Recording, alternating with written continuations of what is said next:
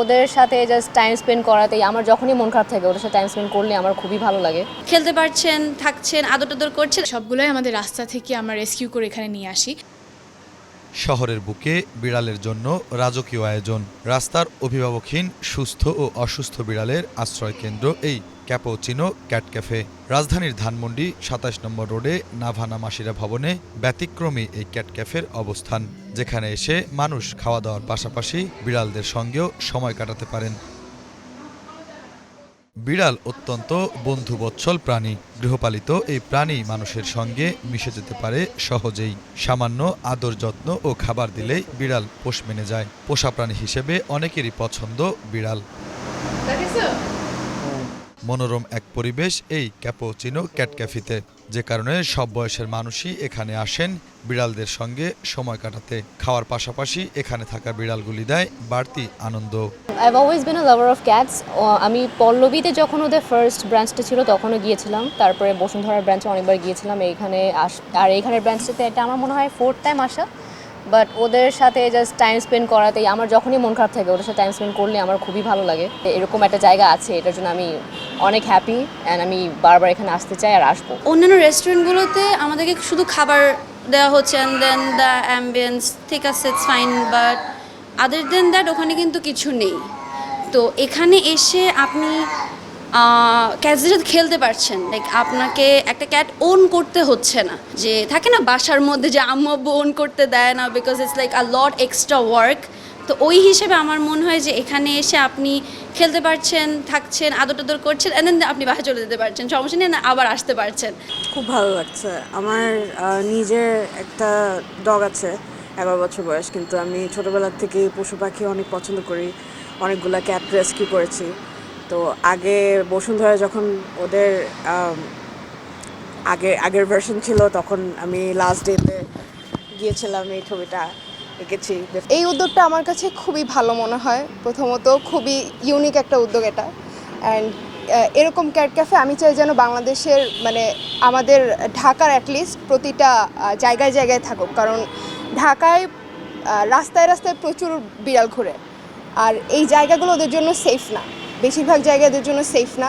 Rescue করে ওদেরকে কোথাও একটা জায়গা দিয়ে ওদেরকে অন্য জায়গায় অ্যাডপশনে দেওয়া, এই জিনিসটার উদ্যোগ সব জায়গায় নেওয়া উচিত বলে আমি মনে করি। ক্যাফেতে থাকা বিড়ালগুলির দেখাশোনা করেন আয়েশা আরিয়ানা।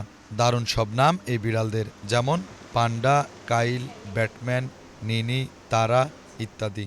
মানুষ এখানে মূলত আসে আমাদের বিড়ালগুলো দেখার জন্য, যেহেতু আমাদের এখানে সবগুলো বিড়ালই রেস্কিউড, বলতে গেলে সবগুলোই আমাদের রাস্তা থেকে আমরা রেস্কিউ করে এখানে নিয়ে আসি। এটা একটা আমাদের বিড়াল মানে রাস্তার বিড়ালদের জন্য একটা শেল্টার হিসেবে কাজ করে। সো বাংলাদেশে ঢাকা শহরে যারা পশু প্রেমী বা বিড়াল প্রেমী আছে তারাই আসে আসলে আমাদের বিড়ালগুলোকে দেখার জন্য, এবং আমাদের যে খাবারগুলো আছে, নিউলি লঞ্চ অনেকগুলো খাবার আছে, ওগুলা ট্রাই করার জন্যই আসে আমাদের এখানে। সবাই খুবই ব্যাপারটাকে খুব ভালোভাবেই নেয় যে এখানে একটা বিড়ালের জায়গাও আছে, তারা খেতে খেতে বিড়ালদের দেখতে পারে, তারা খেলাধুলা করছে। তারপর অনেক সময় অনেক বাবা মারা তাদের বাচ্চাদের নিয়ে আসে, বাচ্চাদেরকে এখানে ক্যাট জোনে এন্ট্রি করিয়ে বাচ্চারা খেলছে আর তারা আমাদের খাবার এনজয় করছে। 2019 সালে ক্যাট ক্যাফের যাত্রা শুরু হয় রাজধানীর মিরপুরে। এরপর 2004 সালের এপ্রিলে 4 জনের যৌথ উদ্যোগে ধানমন্ডিতে নতুন আঙ্গিকে এই ক্যাপুচিনো ক্যাট ক্যাফের যাত্রা শুরু হয়। আমার বাসায় আগে অনেক বিড়াল ছিল, আমি পার্সোনালি বিড়াল রেস্কিউ করতাম। একটা সময় দেখা যায় যে আমার বাসাতেই অনেকগুলো বিড়াল হয়ে গেল, তখন আমার প্যারেন্টস একটু কথা শোনাতো যে এতগুলো বিড়াল নিয়ে আমি কি করব।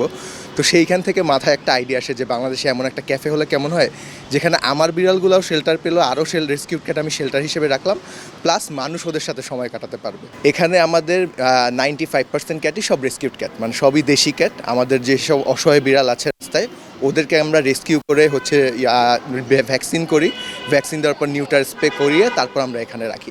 আর কিছু ফরেন ব্রিড আছে যেগুলো আমরা কিনিনি, আমরা কেনাবেচা সমর্থনও করি না, আমরা কিনিও না।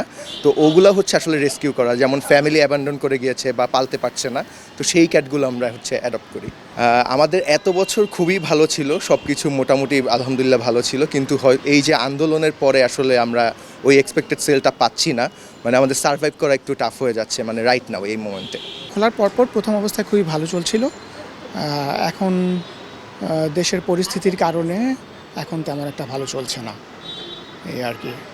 তবে আমরা তো চেষ্টা করে যাচ্ছি ইনশাল্লাহ যদি ভালো হয় তাহলে আমাদের ইনশাল্লাহ আশা আছে আরও এটাকে স্প্রেড করার, আরও কয়েকটা ইনশাল্লাহ ক্যাট ক্যাফে আমরা দেব দেশের বিভিন্ন জায়গায়। রাজধানীতে এটাই প্রথম ক্যাট ক্যাফে। এখানকার খাবারের মানও যেমন ভালো, বিচিত্র সব বিড়ালের সঙ্গ তেমন প্রশান্তির। শুভ খান, বাংলা ভিশন, ঢাকা।